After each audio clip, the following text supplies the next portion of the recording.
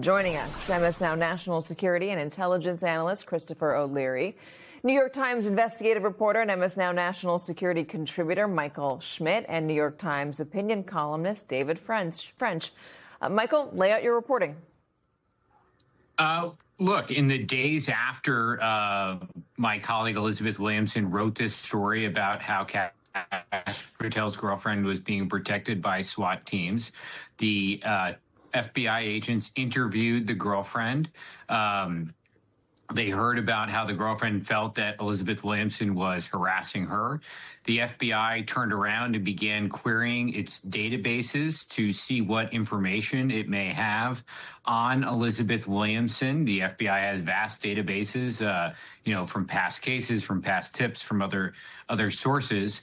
And after this sort of initial part of the investigation, FBI agents determined that there was enough there to move forward with an investigation, a more formal sort of stage of the investigation that was going to look at whether Elizabeth Williamson broke federal stalking laws. They were going to be looking at two different laws, whether Elizabeth Williamson had broken them. And the significance of that is that when reporters get caught up in investigations, it's usually leak investigations. The government's trying to figure out who the reporter talked to. But in this instance, it was an attempt to look at whether the reporting, what is widely accepted as routine news gathering, First Amendment protected news gathering, whether that type of reporting was criminal. And that's what's different. And that's what sets this apart from past times when you hear about the government going after a reporter or trying to get information from a reporter. Michael, just do us a favor and bring us behind the curtain a little more. Explain how a reporter gathers information before they report on it. Say that reporter got a tip that Kash Patel was using Bureau protection for his girlfriend and Bureau transportation. What does that reporter do to confirm it?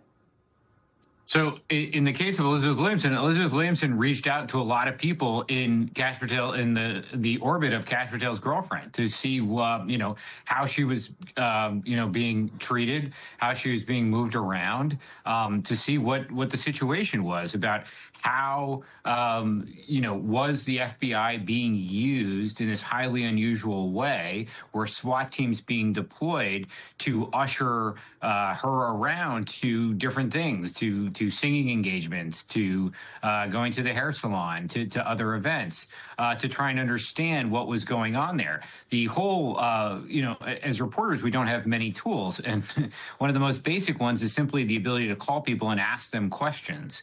And I realize that may not always be something that people enjoy, and people find reporters annoying, and they can even find reporters invasive. But that is not established in this country as criminal behavior. That is widely accepted news gathering. That is the basis of the free press, the ability to go out and simply ask questions. If reporters are worried that if they're going out and asking questions, that it's going to be criminalized, we talk a lot about chilling effects. That's more than a chilling effect. That is an authoritarian attempt to make it much more difficult to be a journalist in a free society in which we widely accept that journalism is sort of a bedrock part of the democracy.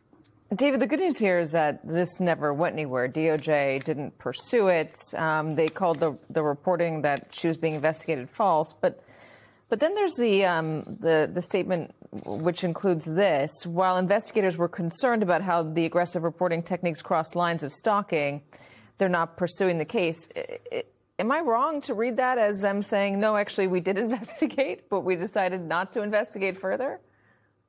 Yeah, I mean, exactly what it sounds like is we did it, and we just didn't go all the way with it. And it's the kind of report, almost any other administration, you would say, could this be right? I mean, are they this blatant in their retaliation? But with this administration, you have to say, yeah, this checks out. This is consistent with all of their behavior before. And it really is tough to overemphasize how arrogant this administration was when it went into office, and how much it believed it had a total free hand to mete out its version of justice on its opponents. And In so doing, it completely misread its mandate, just completely read its mandate. The American people, aside from core MAGA-based people, did not elect him to do this. And this kind of behavior is one of the why his approval rating is now in some measures in the 30s in the aggregate and in the mid 30s in some polls. He is completely taking his eye off of the ball. He's taking his eye off of the reason why he was elected and focusing on what he really cares about, which is agents. And this kind of conduct is entirely consistent with everything that's happened in this administration. Yeah, and he's keeping it in the news. Here he is on Hannity last night responding to the New York Times. I'm reading that they're going after you, that you used the FBI because you didn't like a story about your girlfriend. And is there any truth to that? Because I've known you a long time. It just doesn't sound like you. Absolutely not. The reality is, and thanks, Sean, is that this same reporter delivered a baseless story which caused a direct threat of life to my girlfriend. And that's not me saying. This individual has been charged, arrested, and is in court. And he said, as a direct result of the New York Times reporting, he wanted to take a rifle and canoe my girlfriend's face. We are going to protect not only me and my loved ones, but every American that is threatened. And the baseless New York Times came in over the top today and tried to delete that past reporting, refused to accept our comments, and refused to turn the attention to the actual court pleadings and the myriad of threats that have resulted to me and mine based on this baseless reporting. I want to get to Chris in a second, but I want to just fact check that with you. Michael, did the Times try to delete that reporting? No. And we also included their full statement in the story.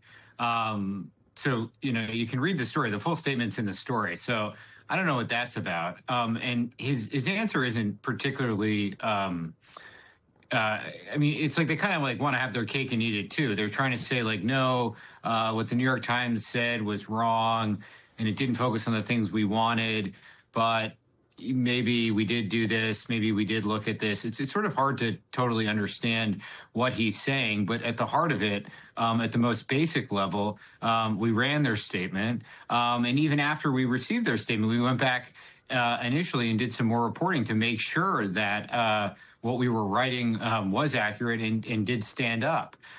There's some very specifics in the story about actions that the FBI took to query the databases, to interview the girlfriend, to determine that there's enough evidence to move forward to look at whether these two federal laws were broken, one being related to stalking. Those are very specific things that we understand about what happened inside of this investigation. So I guess I'll leave it to Kash to try and explain their pushback, but the full statement is in the story.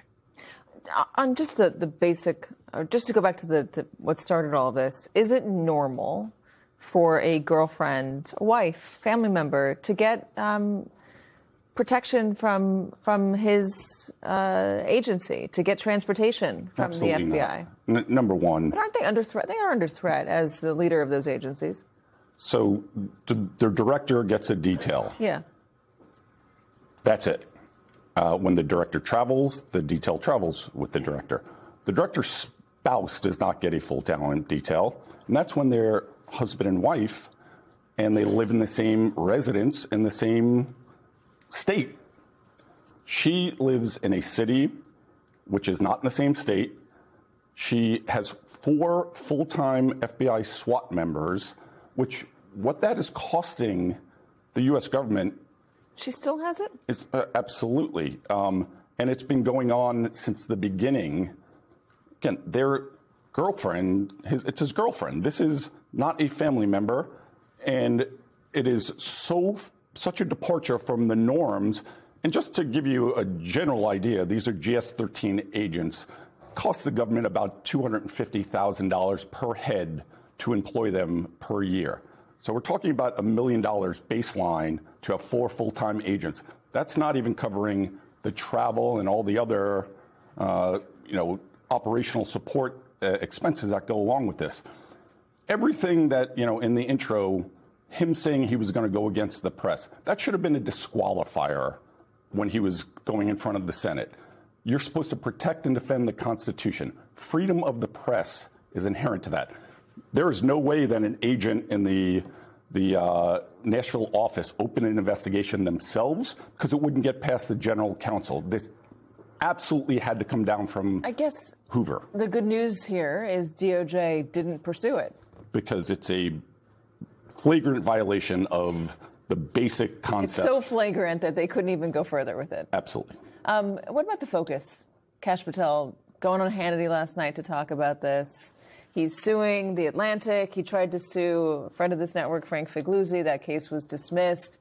He's going out for personal revenge. He is, but he advertised that that's what he was planning on doing. Is that a good way to use his time at the Absolutely FBI? not. He is so unqualified, experience-wise, maturity-wise, lack of integrity.